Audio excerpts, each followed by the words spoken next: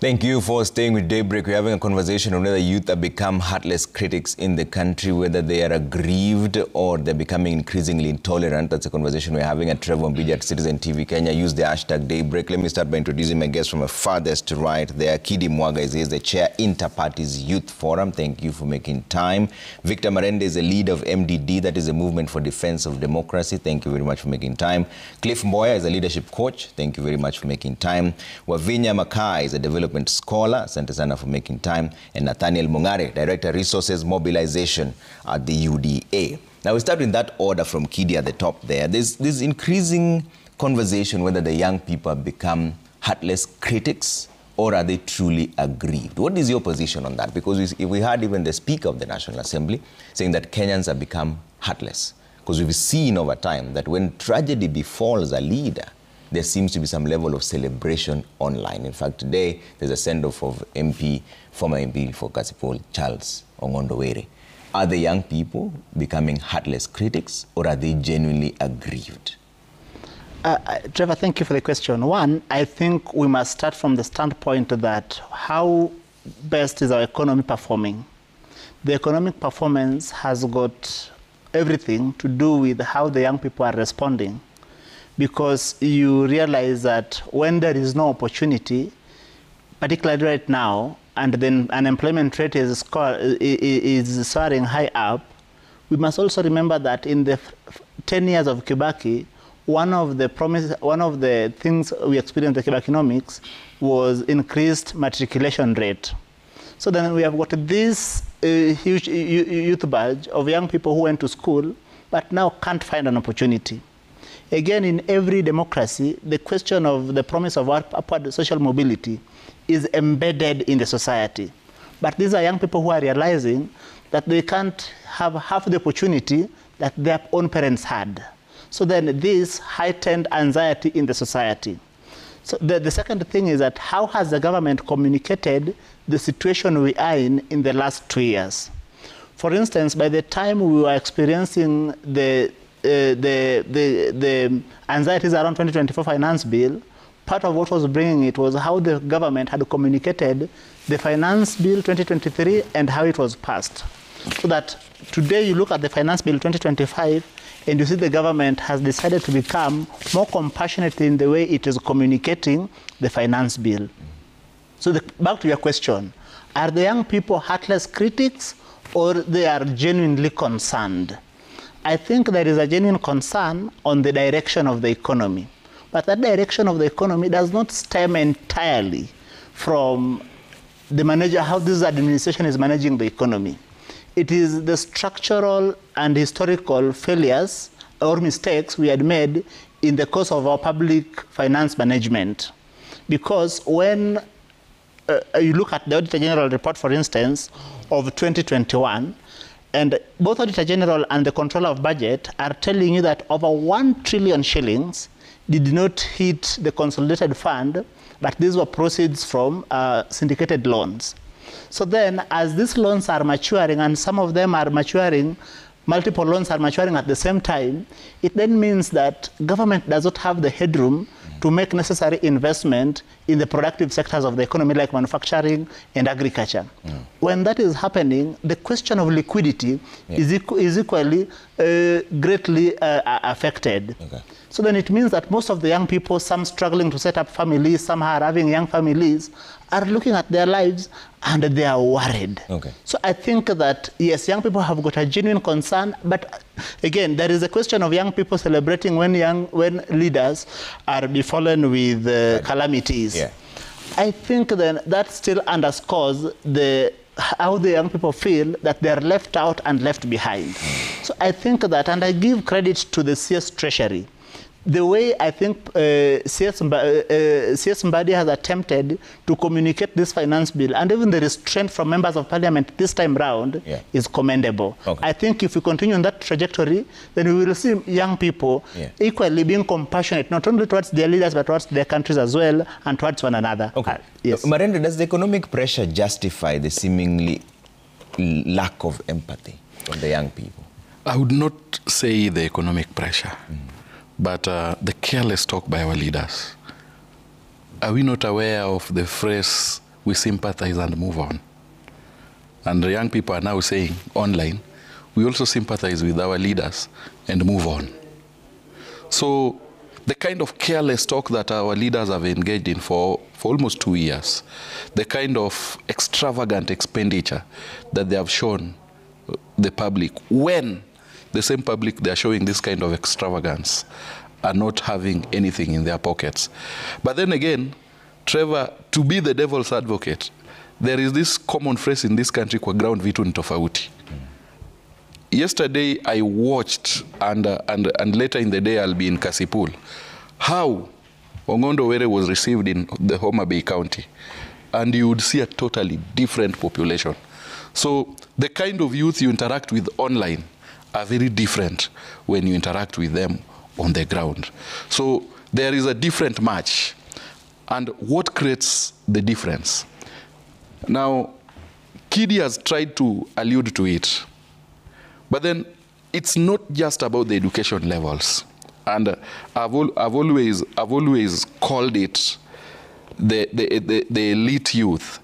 But then, save for the elite youth, the problem we have in this country is very elitist. Elitist to the very effect that we have youth and a population that is informed. Very, very informed. We are in the internet era. You can't just say whatever you wish and think it will go away. So Kenyans are very aware. They know whatever is happening and they would want solutions. So if we would attempt to solve these problems or be seen to be solving them, that would be a plus. But then we must also be seen to be involving these youth on decision making. Mm-hmm. You know, as a country, what are these decision-making organs that youth sit on? The president has appointed an array of advisors. Mm. Who is this single youth who has been put in charge of the youth advisory? Now, we have a cabinet that has a youth. Is there any single youth agenda that he is allowed to talk about? Because that is a good attempt. He is speaking about youth issues. So we must be seen to be trying to solve the youth problems. As a country, we are not doing that. But then, most importantly, the kind of jobs we are creating, are they the kind of jobs that these educated youth want? Mm. Do they want to run away from this country to go and suffer in foreign countries? Mm. Do these youth want to do labor jobs? Are we creating a conducive environment for these elite and educated youth to do the kind of jobs they want? Are we providing that safe environment? I would be expecting to see some tax holidays for startups. That then would be a step to the right direction. Boya, as a leadership coach, where do you think the problem is? Are Kenyans just heartless, or do they have genuine concerns and they're genuinely aggrieved? Thank you very much, Trevor, for having me this morning. To look at this issue is very deep. It's not just an issue of the current regime. It's an issue that has been passed on from the previous regime. And we've reached a point where information, we're at information age, yeah, where youth get information firsthand. They also search this information. Secondly, every year, we have 800,000 youth coming from the high school. Yeah. Where they're going next, they don't know. There's no placement, there's no any approach that helps them where they're going to go next. If you look at the previous years before, by the time a youth finishes university or college, they already know where they're being placed. But these youth now have been left alone. So there's one thing, is they have information, they're frustrated, and there's a lot of anxiety. Number two, there's another generation that does not want to allow them to speak with them. This generation, especially the baby boomers, they're there to get keep. So they're talking at them, not with them. These youth are adults. Trevor, we must also be alive to the fact that this country independence was founded by the youth. Dedan Kimathi died at 29. Tom Mboya was a cabinet at 33. Now you're telling this same youth, where you're speaking at them, these adults, you're talking to them like children. You do not know what you're doing. This is where the problem is. Because now the frustrations are high, there are very many of them, and they're telling you, the few of you, we know where the problem is, but you cannot see it. So until we come down and say, can we talk at it? Can we have a conversation? And let's not have this dialogue every year, and every year now and then we're having dialogues. We have to reach a point whereby we are making instant solutions. These youth are being brought up with instant coffee, instant, everything is about instant. So if the government is not ready to give them those instant solutions, my friend, we are going into the wrong direction. Okay. Yes. Wavinya, what do you think the issue is? For me, I'll take a philosophical angle by looking at why are we here? What got us here? Because when we got independent, everybody knew that we are going to have a chance to develop and thrive in our country. No one wants to go abroad. I have studied abroad. I came back because I want to be part and parcel of developing and developed in this country. So from a scholarly perspective, you find that what is our education system doing for the young people? Is it making them to be reactive or proactive? Are they passive or progressive? Those are the questions that we need to do. And it's unfortunate that in countries like Kenya and entire Africa, mostly entire African countries, we are not keen on research. We don't ask why. We don't ask where and how can we solve these problems. So we are always reactive. We just react to a situation. Like right now, everybody is looking at why are youths like this? It's because there are no opportunities. People are coming back. People are being educated here. They even have PhD levels, but they don't have jobs. They don't have anything that they can say, actually, I am eating from my knowledge. So it makes us to question, what is our education giving us? Because the developed countries, they ensure their education system not only creates young people who are job seekers, but inventors and innovators. And we cannot do that if we don't have research. So we need to start talking about research. The other day when Mbadi, the CS for Finance, was having a conversation at DESTA, he spoke about it. We don't have research institutions. And without research, a country cannot have a policy plan. Developed nation, they have policy plans that give a trajectory up to 100 years from now. What do we do? For us, we're always reactive. And when we assuage that reactive program, it means that we will never solve anything. And youth will keep on rebelling and rebelling. So the youths are pained. They are pained because they have nothing to do. They were promised that once you go to school, education will give you access to a good life. What is our human development index? Do we interrogate that? Do we go to the ground and see how are the young people doing? How many people have this skill? Because whatever is being sold out to the young people currently is go abroad and do manual labor and skilled labor. What will happen to that person who decided, I am going to use my time and brain to get the best education in the world and come back, but still no opportunities for them. And we have so many of them. So that means that we need to solve that as a country. We need to interrogate our education system because we need to create a lot of inventors and innovators. That's how we will solve a lot of this pain. Otherwise, this pain will always be there on social media because that's the only platform they have to use to voice. And Nathaniel, you had mentioned from an insider's perspective in the government side, what do you guys think is the problem? So first of all, not all the young people are heartless critics. There are those who are using the social media to vent out the frustration, the struggles they are going through, but not all young people. There are quite a lot of young people who want to be productive and gainfully engaged in their daily lives. And that's why the way we look at it is that young people, when there is a democratic expression of young people towards what is going on in the society, and even particularly towards government initiatives and programs, we welcome it.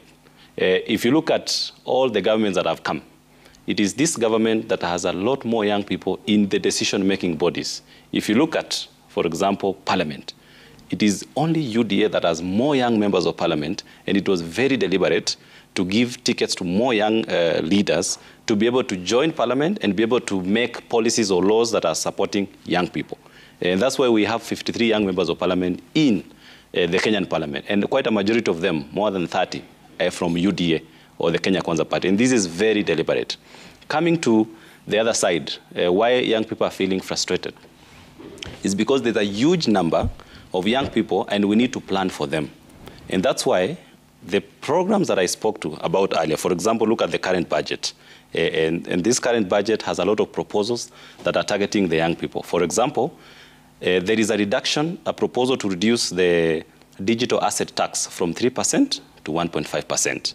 This is very deliberate so that young people, the young people who are in the online space, they are being considered as an MSME, just like the other small businesses, so that there is no need of putting a lot of an additional tax pressure on them. That's why the Finance Bill 2025 has proposed to reduce the digital asset tax to 1.5.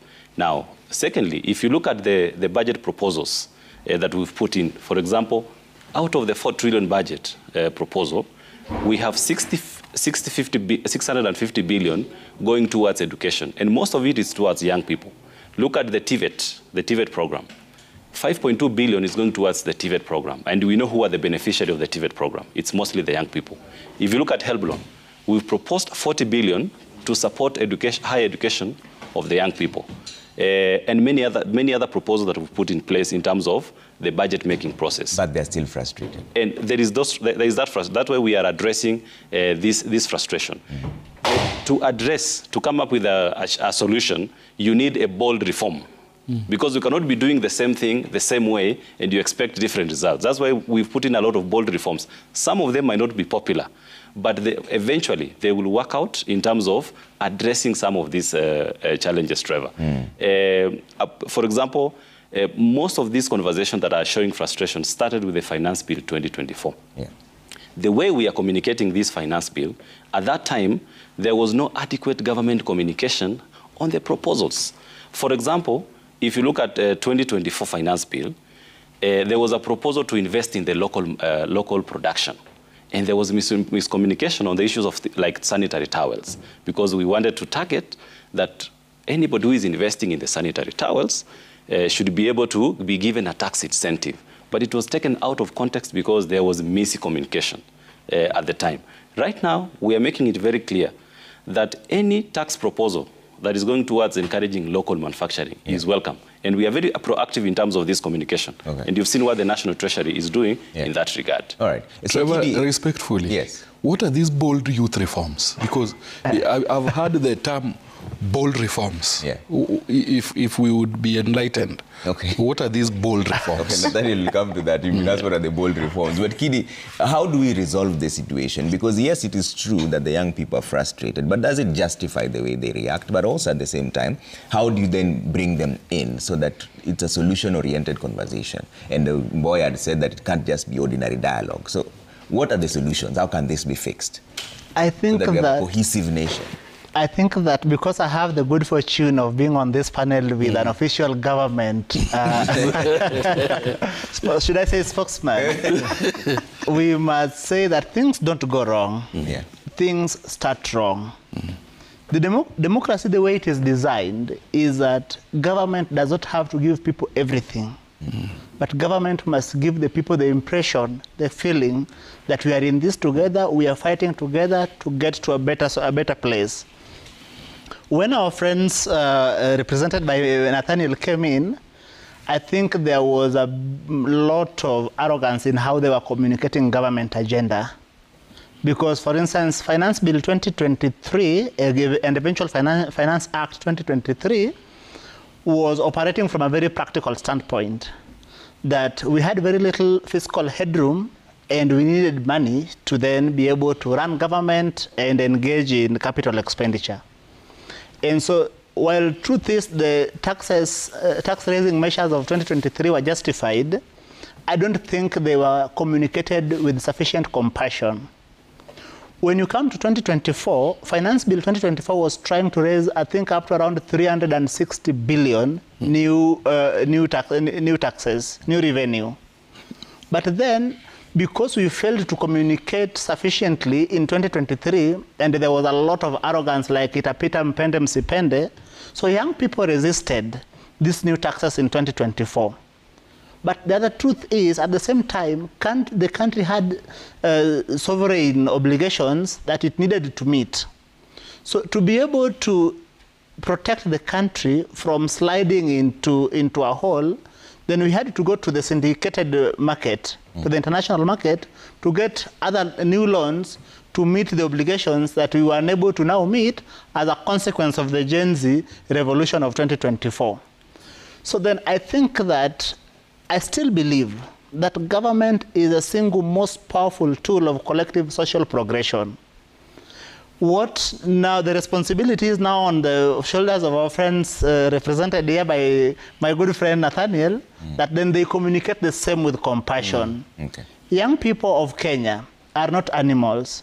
They are human beings, and like every human being, they are also highly alert to their own self-interest. And their self-interest in this matter is that the assurance that their government cares. Okay. Thank you. Victor, how can we create spaces for meaningful conversations about governance?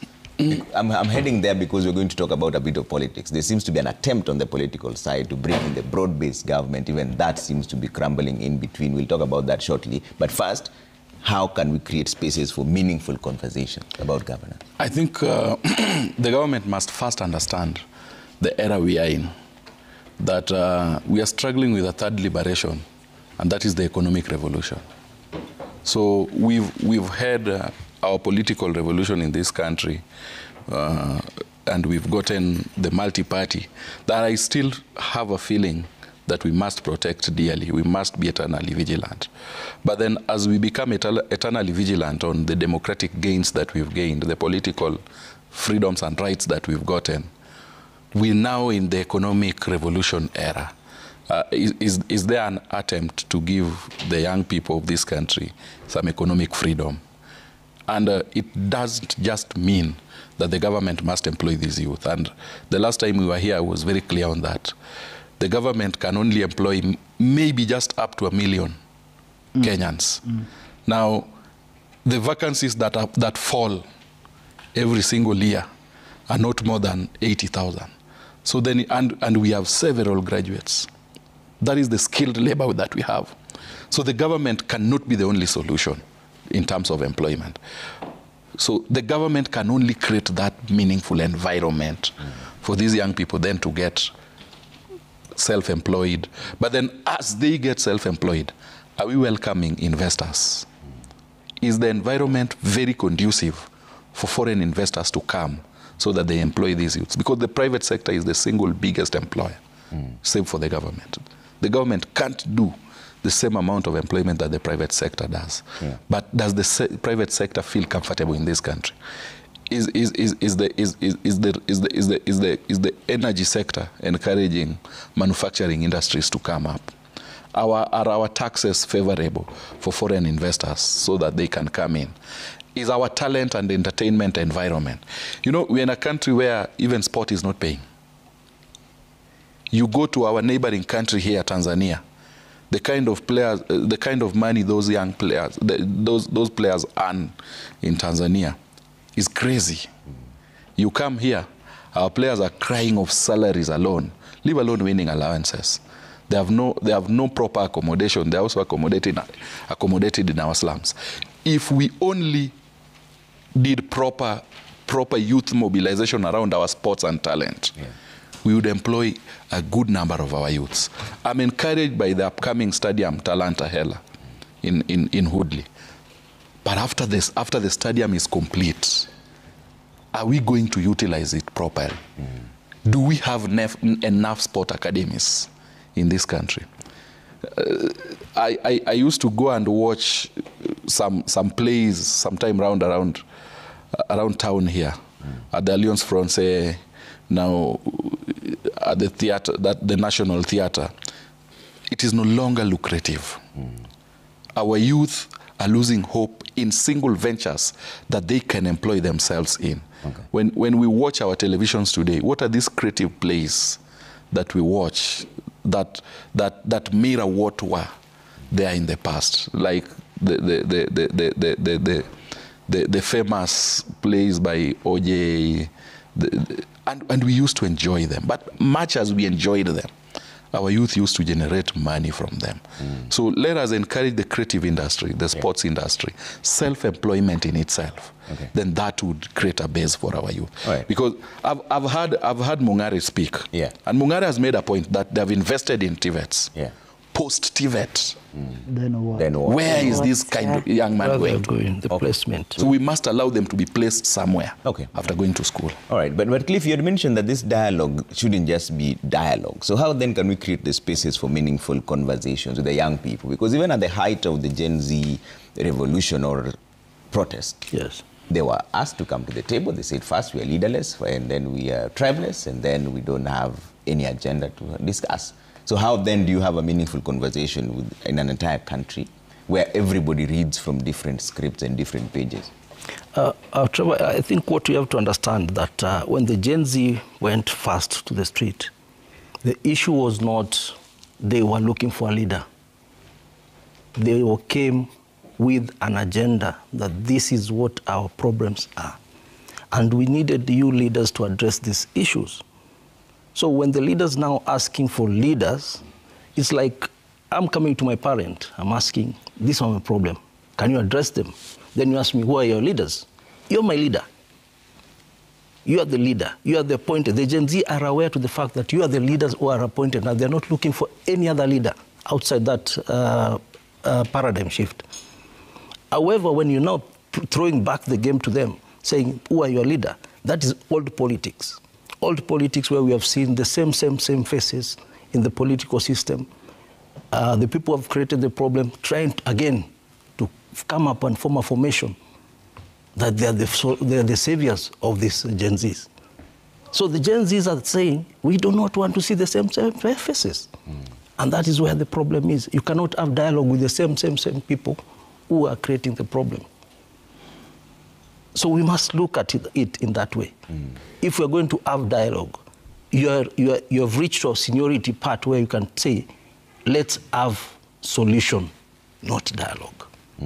And that's where the Gen Z are coming up. So even now you don't think that there's a space for conversation. It's about solutions to the issues that have been raised? But then even then, there has to be some kind of a conversation, or is that? But they've seen the conversation. They've seen the conversation all their lives. Yeah. They've grown up seeing conversation, dialogue this, dialogue that. All those reports are gaining dust in the shelves, in the archives. Can you go back and say, what were the problems that were discussed by this generation? What were the problems that were discussed by the next generation? Solve them, and then now come. Let's move on together. Yeah. Yes. So even now, as we speak, then there's an arrangement for the broad-based government. Yes. Is that an attempt towards a solution, or is that just political mileage for the people who are politicians and not for the people? Broad-based government is not an attempt to the solution, but it is a solution for now because of the current situation, whereby 2 or 3 formations are deciding, you know what, the country is bigger than us. So we must come together. Instead of us politicking, come together. We understand that if we don't come together, then there will be a problem outside. So the opposition and the government have sat down and said, can we come and sit together instead of having those rivalry, competition kind of dialogue? Let's have a dialogue from one point of view. Then we can have a solution for them until their time comes. Yes. Vinya, this is interesting for me because I'm wondering then, how do you resolve these issues when even sitting together is a problem? Because the first question everybody will ask you is, who is on that table? And yet not everybody can talk at the same time. So how then do we have meaningful spaces for conversations on governance? We need to take a historical angle on that, whereby we ask, why are we here? Because currently, the world is trying to, especially the continent, is trying to liberate itself economically. Why do we have economic challenges? Yet we are told through research that we have a lot of natural resources. So how do we translate what we have into meaningful development action? Are we having a national development conversation, or are we having a political conversation?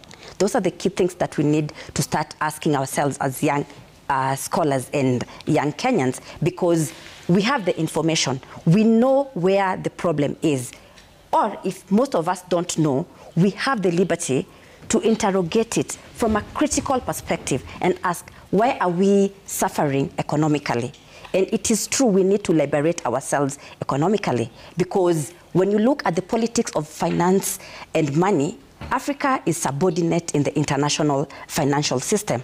And this narrows down to everyday inequality that every Kenyan youth and adult is facing in the current situation. So we need to ask, how did we go wrong? We got the flag independence. After that, why is our economic not translating to meaningful development? Why are we not having a rise in human development index? So those are the conversations that we're supposed to have, not politics, because most of the time you find the conversation, they call us youths to have these conversations, but mostly you find it's political, or someone is trying to get into their interest into this conversation because they have an agenda. But as youths, we need to have our agenda, because youths have always, through history, been able to change systems that don't work, and they've ensured that they work. That's why we are no longer colonized, and we have our independence. But what independence is it? Is it only physical? Does it have the economic connotation to it? Those are the questions that we should critically ask and understand. Why do we have all this debt? Because if we have 68% of debt to the GDP, it means that our development agenda is already swallowed. We will need to pay our expenditures. What about our development agenda? So those are the things that we should have, and it should be an intergenerational dialogue. Yeah. Let's not fight. We are past the fighting. Let's now call the leaders into it, the people who are taking care of this nation. Let's have a conversation. Let's have a meaningful conversation, because it is through dialogue that systems get to change. It's through dialogue that people get to understand, oh, this is what we need to do, and this is how we make people actually actualize, because everybody wants to self-actualize. No one wants just to say, I was a statistic, I was a Kenya, I lived. No, you want to live a meaningful life that transition to development and economic empowerment. So we need to start having those conversations. We need to interrogate our history. Yeah. Why are we here? We need to interrogate the politics of money and finance. Who actually finances this? Who are our financiers? Who are the people behind everything that is happening in this country and the continent? Those are the conversations we need to start having. Yeah. And then from there, we will be able to liberate ourselves economically. Okay. Because you can only liberate yourself from a point of knowledge. Yeah. And yes. Nathaniel, you know, what I'm struggling with here is the how. Because initially you would have thought that maybe the elected representatives who represent the people then would be at the forefront, where they're now told by the people, this is what we want, this is how you table it, this is our recommendation. Therefore, by the time the dialogue is done, there are tangible action points that everybody is looking at. It's those same elected leaders who the young people do not believe in. So how then do you have dialogue? How can this dialogue be meaningful? So first of all, Trevor, to whom much is given, much is expected. I know very well that young people need good governance, accountability, especially on the part of government and even the leadership. Earlier on, there are some leaders who don't have the language, the compassionate language of talking to young people and communicating in a different way that young people really see that our leaders are caring. But not all leaders are like that. There are quite a number of good leaders who care for the people. For example, if you look at the entire leadership, the leadership that is there was elected by the people, and mostly the hustlers. You know, we, the UDA, we were elected by the hustlers, and we want to listen to the last man in the last line, the forgotten person. And that's why we are doing a lot of effort to do a lot of reforms. Are they still with you? Sorry? Are they still on your side, the hustlers? The hustlers. It is only an election that can determine that. Without having an election, you will never know whether the people are with you. So in 2027, we will know. But if you see the kind of reception we are receiving from the public, it is a good reception. I'm not talking about the online reception. I'm talking about When you go to the ground, there's a lot of reception towards government programs and towards even the president, for example, when he's visiting different regions. You've never seen the president being heckled. You've never seen the president there's a lot of adverse towards the president, all the regions. You've seen the president is making an attempt to unite the country. But it's not just about unity of the country. It is about economic inclusion of the last man in the last line. I'll give an example of some of the projects the government is pushing forward. For example, the investment that are coming from outside. Just yesterday, the president signed 7 MOUs at State House with the government of the UAE. These are economic agreements that are meant to spur the economy. It is only Kenya that has signed an economic partnership agreement with the European Union to be able to export our produce free of tariff. And this economic partnership agreement is supposed to support the young people who are in the economic sector. Right now, the Prime Cabinet Secretary is in the US to renegotiate the AGOA Act that is going to give preferential treatment of the Kenyan goods in the US market. So these are the things that the government is doing. For example, in this proposal, the Finance Bill 2025, there is a proposal to have an export investment promotion levy at 5% to encourage more exports, to spur growth. When there is more growth, there is more opportunities. When we came in, there was a lot of challenges at the beginning with the basics. For example, the prices of basic commodities was too high. And as a government, we know you can never lead a hungry nation. That's why we decided to put in money into production instead of subsidizing the consumer. That's why we have the subsidy program for the farmer, so that when there is more food produced, and right now you never hear people talking about the issue of unga. There is no conversation of unga. But initially when we came in, there was an issue of the price of unga. People are forgetting that it is a deliberate government initiative to bring down the prices of basic food commodities. It did not just happen like that. What we are having a problem is the issue of managing our debt, because it is giving us a little fiscal space. And there are so many strategies that we have put around the issue of debt to give us more space to be able to invest in more productive sectors of the economy. For example, at the international forum, our president is pushing the issue of reforming the financial architecture.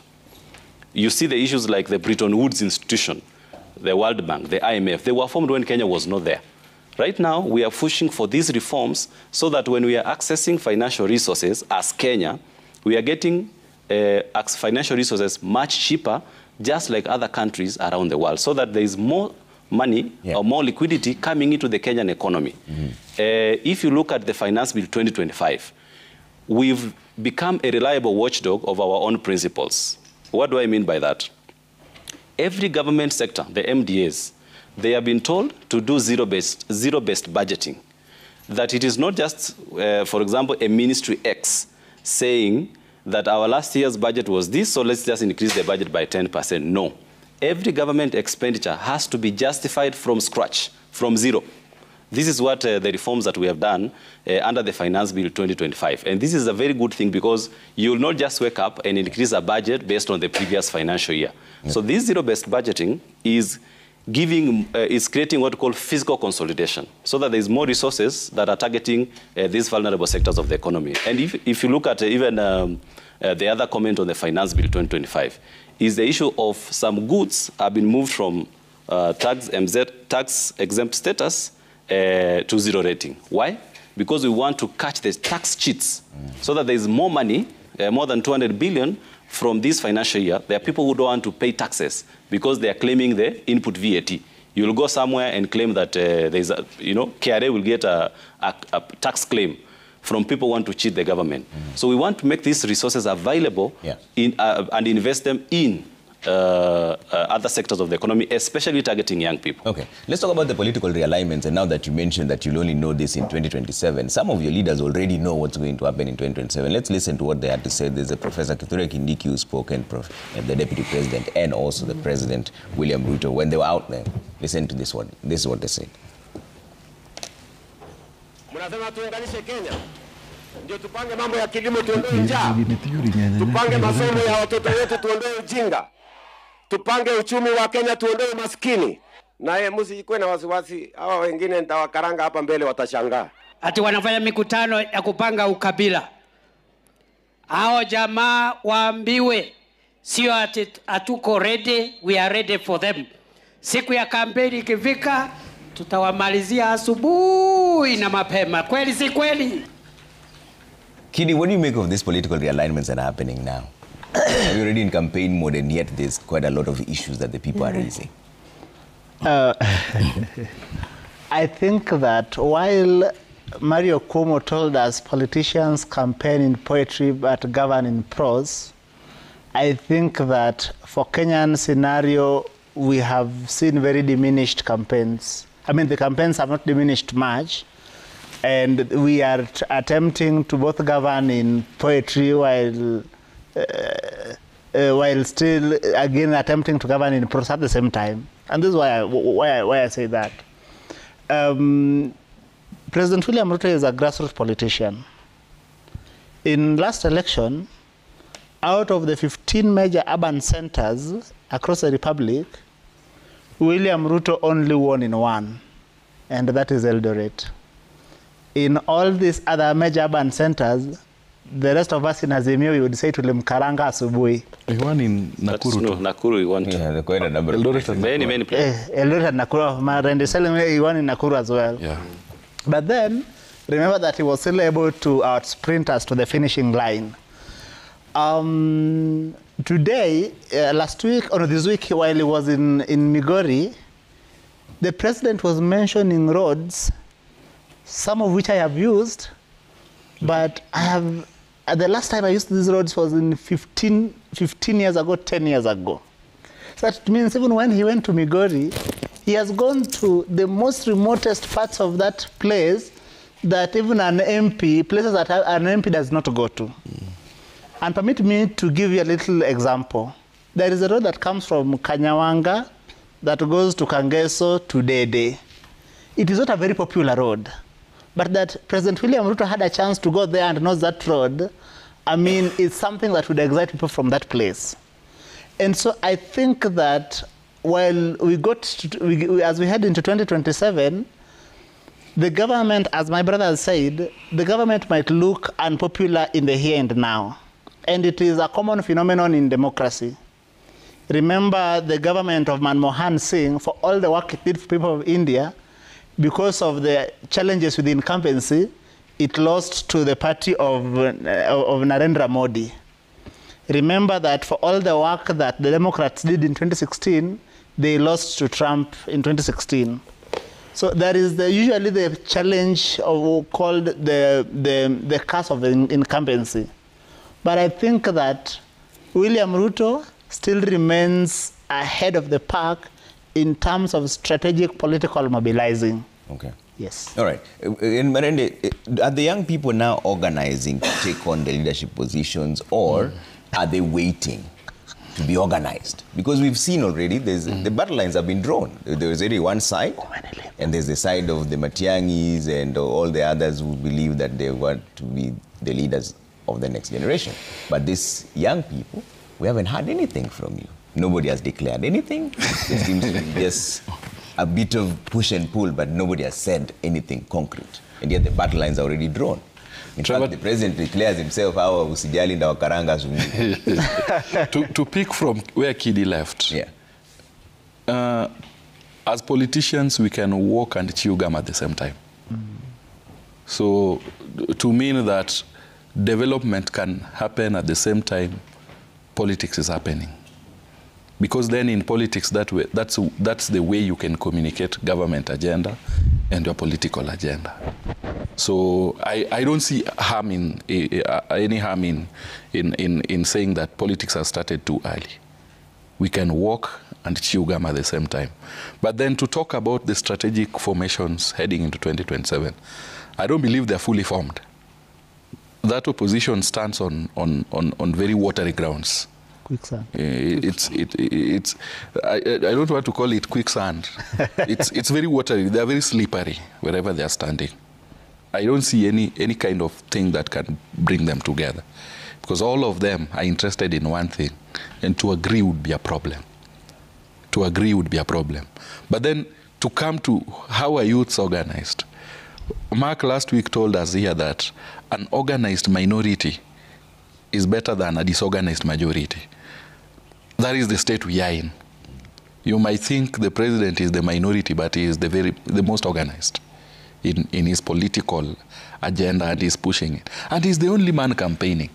Where on earth does those guys campaign? Because I see them in hotel meetings taking tea. The next time they are taking superficial photos for online sharing. Where do they do their mobilization? We have two single-most politicians who are the best grassroots mobilizers on one side this time round, Trevor. As to whether they'll head into elections in 2027 together is another question. But to have Raila and Ruto on one side, it's a game done. It's a game done. Yeah. Cliff, is that what you believe as well? I believe it's a game done, but again, for me, I will always look at the formation. Yeah. Why is it that they're forming now? Most of them have been in the government. Most of them have been in the current regime. And immediately they're chased out because of incompetencies, because of other interests. Now they say Ruto is bad. You understand? You're my friend today, tomorrow, because I have seen the gaps and we cannot work anymore. Now I am bad. You see, now that the rhetoric which Kenyans are looking at and saying, are they guiding us? Are they leading us to the right direction, or are they misguiding us? For me, I see the game of musical chairs, where it's about interest. It's not about the interest of the Kenyans. It's about their self-interest, because I've been chased out of the government. But if I was in the government, I would have not said what I've said today. Yeah. So that's a very selfish interest for me, where I see them sitting. But where do the young people now go? Because either way, then when the battle lines are drawn like that, the young people tend to shift to either side. But there's also the alternative of being the third force. That alternative will come. I believe it will come.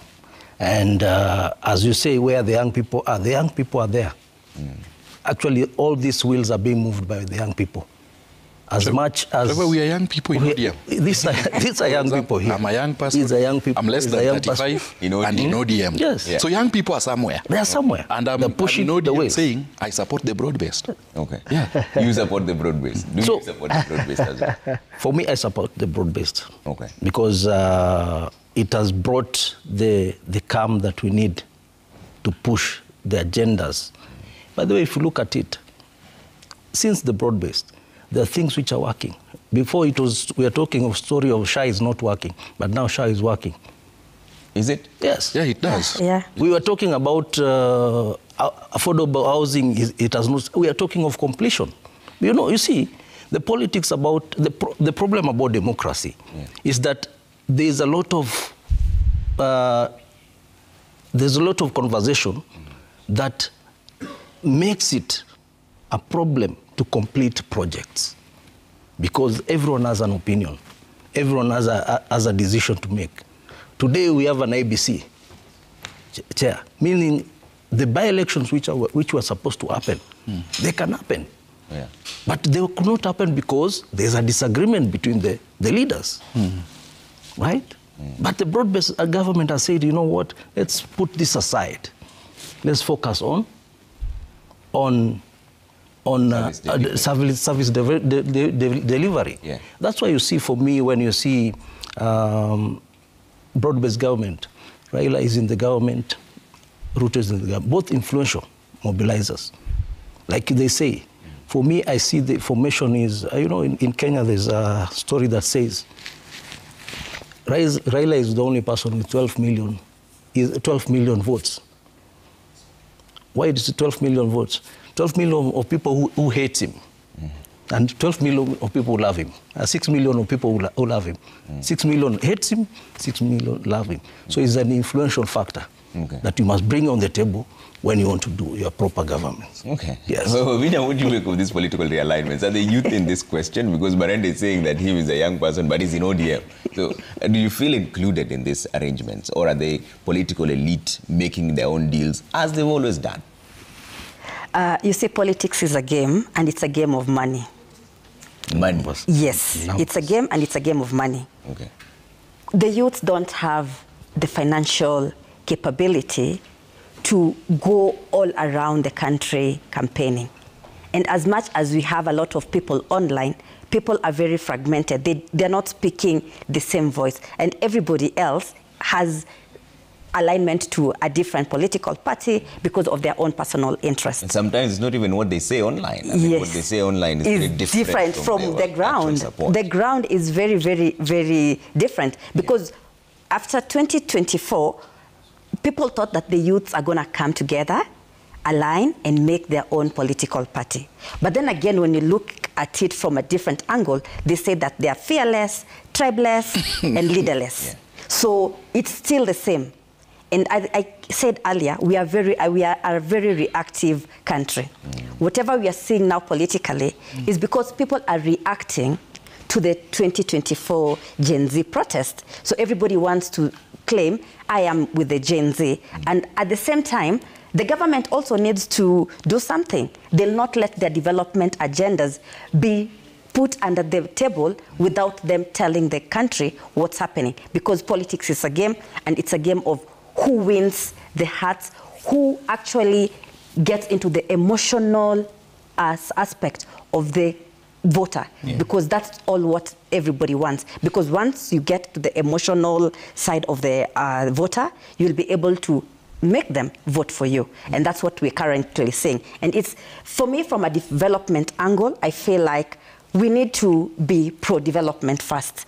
But we cannot side away the politics, but we need to go to the development aspect so that we don't keep on having pained youths who are transitioning their energy into negative criticism online. Because the youths are watching, they're listening, and you're like, these are the same people who are in government the other time. What did they do? They were part of the people who were borrowing. They were the part of the people who were telling us 2 billion is lost every day. Now here we are trying. When will we just sit and say, let's first develop and then politics later? Those are the conversations I think youths must have, but the youths are not yet ready to engage politically because they're very divisive factors, including our tribal alignment, because we are very tribal when we think politically, and that's a fact that you can never take away. Maybe until 100 years to come or so, from a scholarly perspective, and research has shown that we tend to incline to our tribal cocoons when we think politically. So those factors also should ensure that as youths, we don't get swallowed in the narrative, because we get being swallowed every time the political elites take the center stage. Yeah, and Nathaniel, the reason I struggle with this is because the young people already know what their issues are. They already know what the possible solutions are. They know how it can be sorted, so it's only just a matter of stepping up. Why is it so difficult for them to step up and then take up those roles? I mean, for example, we already know, like I was saying, that the political realignments are now being made. We know who's running for president, who's the youth candidate, who now comes and espouses what they really want, and they agree, and they're the majority. So if they decided that this is our person, this is the person who bears our vision, that person would be home and dry, atakaranga au wengine wote asubuhi, the way they say. But that doesn't seem to happen. So where's the disconnect here? Over different elections, Trevor, young people have been stepping up progressively. Maybe in the coming election, there will be more young people who are showing interest to participate in the leadership of the country. As to whether, in terms of winning the elections, is a different story, because elections, you're supposed to make a lot of investment. I ran for Member of Parliament in North Mugirango in the last election, and going to the grassroots to campaign, it's physically, emotionally, and financially draining. You need a lot of wherewithal to be able to make through a campaign trail. And the other thing is that our politics is structured along political parties. So if you don't have, you have not entrenched yourself as a young person in a political party that has a clear wave or a clear head start in different electoral zones, then the chances of winning are very slim, unless you are a strong independent candidate on the ground and you have a proper grassroots network. So young people have a clear chance. They know what they want. They are very learned. You see the amount of investment that has gone in education. Young people are learned. Even the information that is available. Right now, as a government, we've invested 18,000 kilometers of fiber optic across the country. So you'll expect that people have information. There's a lot of access to information, and information is power. You see, we have about 247 ICT hubs right now in 247 constituencies. So what do you expect? Young people have a lot of information and access across the digital superhighway that we have created, and even from the other regimes. So it is an issue of a personal decision.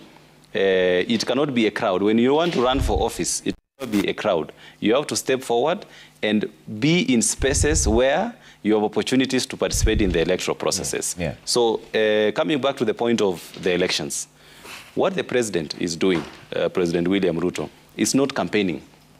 It's development and development tours, or what we call economic empowerment tours. The president has to go to the grassroots to be able to launch projects that are ongoing and that those that have been completed. You saw he was in Narok a few days ago, and you saw the development tour. He was launching a market in Narok. He was launching different. He was issuing title deeds in different places. So these are development tours by the president to meet the people. When we start campaigning, Trevor, you will see the amount of human resource that we will deploy and the networking that you will see, in terms of campaigns. And you know this, it is not going to, when IBC declares this is the election time, you will see it will be official campaigns. And if there is one person who knows how to organize teams and the networks across different counties, it is President William Ruto. Okay. So when that time comes, we've seen different formations that are trying to come up. Okay. These other formations, you know, they are called the Wamanyoro formation. This is somebody who was impeached. He cannot even stand for elective office right now until the next 10 years. The other people who are in that cocoon, Kalonzo Musyoka, you never see him campaigning anywhere. He should even be making an attempt. Raila Amolo Odinga left for him a clear chance when he was campaigning for the AU seat. Kalonzo Musyoka should have run away with the narrative, but Kalonzo Musyoka is nowhere to be seen. So it is upon the young people to organize themselves. And the moment young people start saying that they are leaderless, that's where they lose the script about participation in politics. There is no movement that will make a political impact and call itself leaderless. Any movement that will cause an impact must have a leadership structure. It must have one head and several tails. That is how the young people can be able to win. If not, join existing political parties that have impact. Yeah. If you look at, for example, in UDA, we have about 9 directors, and 7 of them are young people. And the directors are the ones who are running the party. Yeah. I am 33 years old. I'm the director for political affairs and resource mobilization in UDA. I have colleagues who are young people. It is in our space, it is you to entrench yourself in a space where you can be able to participate meaningfully. So, Trevor, I can conclude by saying that youth is a passing cloud. If you put it in your mind, because by the time you hit 35, the Constitution says a young person is somebody who has attained the age of 18, but has not attained the age of 35.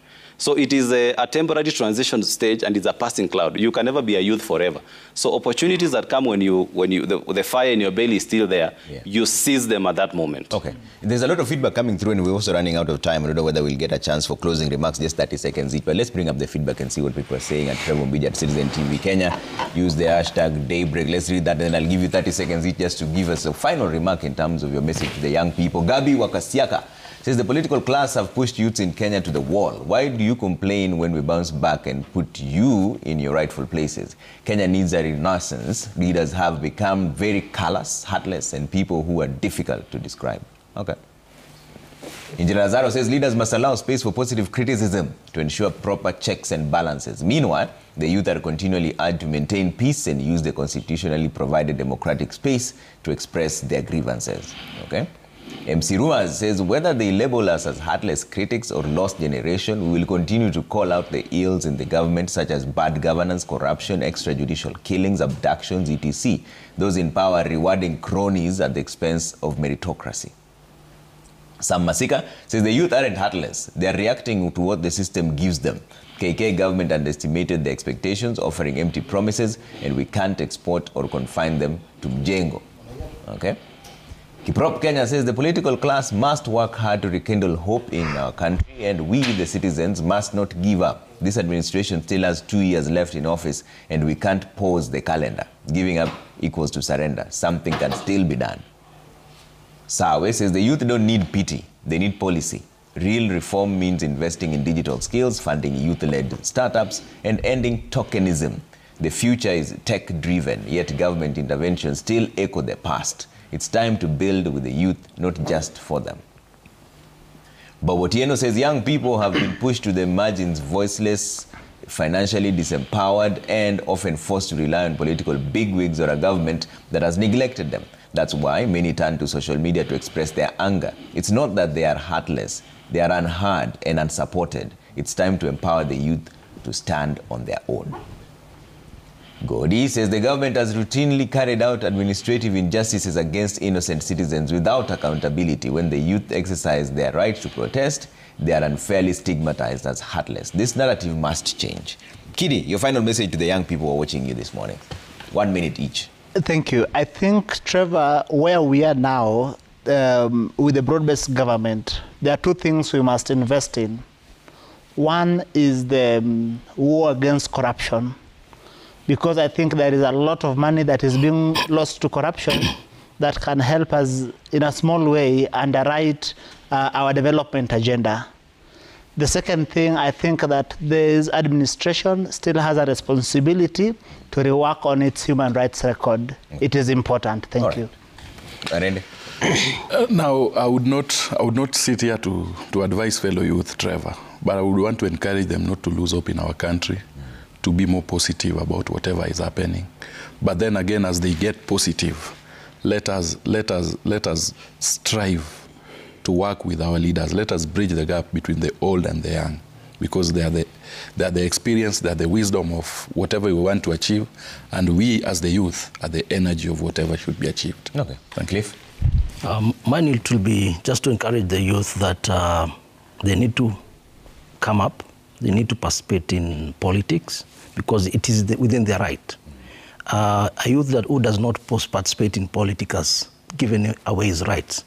No matter from where you're coming from, you must come up, join politics, create yourself a space. Jitume, duweze kuonekana. And then lastly, I'll say, if we're going to choose leaders, let's choose leaders who are also pro-innovation, because at this age, we do not only rely on traditional jobs, the traditional job markets. Let's look at the global trends, global emerging markets, and encourage that to be able to be brought in, so that leaders that we choose are pro-emerging markets, not leaders who will choose that will see investors coming in Kenya and then deport them because they feel they're not doing the right thing, yet they're using innovation to build new markets. Okay. All right. Wavinya?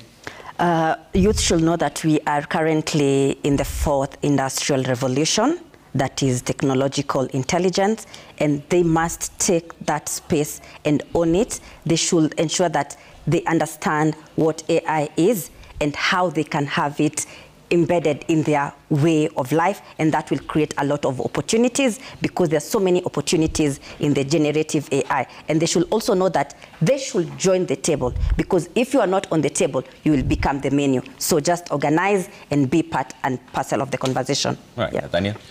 So Trevor, I'll say two quick things. One is that we have a very beautiful country. If you go to other countries around us, if you go to countries like Rwanda, Southern Sudan, the democratic space is shrunk. But if you come to Kenya, we have a country where young people and even the citizens can engage the government robustly, and there will be no consequences on your end. This is a fact. There are countries, if you go and you say, for example, negative things about anything, let's say the airport, you will be in the following day. There is no democratic space. And secondly, I wish to talk about the expenditure estimates and the revenue estimates that we are having in the current budget and the Finance Bill 2025. There are no major new tax proposals that have been put forward, and the young people need to know this because we don't want to have a repeat of what happened last year with the propaganda and misinformation and disinformation that there are new taxes in the current Finance Bill 2025. There are no new major tax measures that have been introduced, only measures around tax administration, revenue management, and fiscal consolidation. This is what we are proposing, and we want young people to be able to know this information clearly, because we don't want to have a repeat of what happened in the Finance Bill 2024. All right, ladies and gentlemen, thank you so much for making time. Victor Marende, leader MDD, that's a Movement for Defense of Democracy. Cliff Mboya, leadership coach. Nathaniel Mongare, director resources mobilization at the UDA. Kidi Mwaga, chair Interparties Youth Forum, and Wavinya Makai, a development scholar. Thank you all for making time and speaking to us this morning. We're taking a quick break. When you come back, it's time for Level Up with DJ Spencer and Ben Sue on the deck. See you and have a fantastic weekend ahead. Bye for now. Thank you. My leader, Nathaniel.